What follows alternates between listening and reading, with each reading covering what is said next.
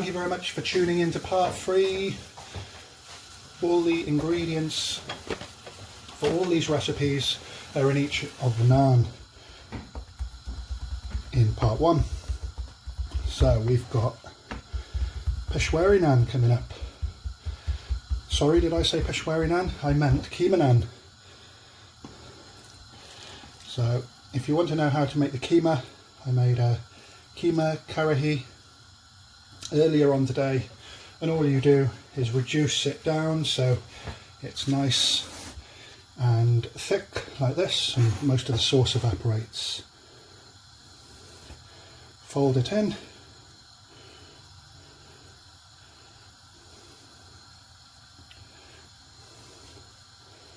Disc shape, be careful, you don't want the filling to protrude. A bit of flour on top, dust your rolling pin,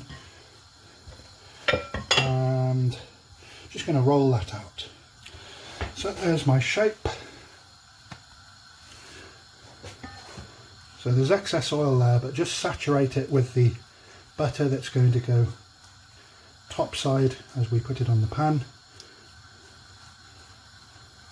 Nice and calorific.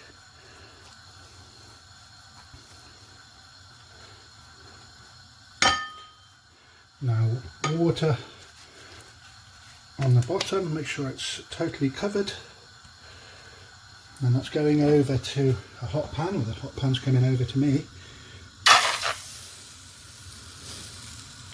As always, don't use a non-stick pan, you want it to stick.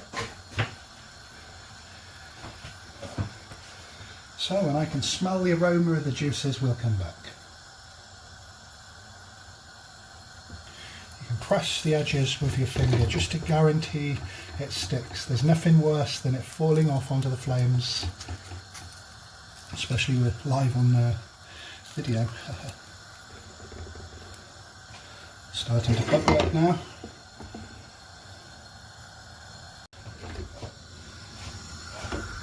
Upside down. So you don't want it falling off. It's okay if you do it at home, but people will actually watch this video. So in circular motions, you don't want it to cook all in one place. We'll come back once that's cooked. So that's exactly how I want it. Off with a spatula, nice and stubborn.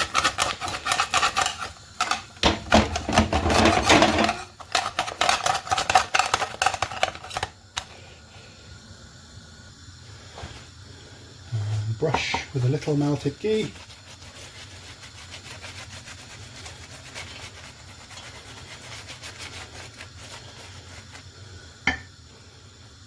And just a little bit of coriander.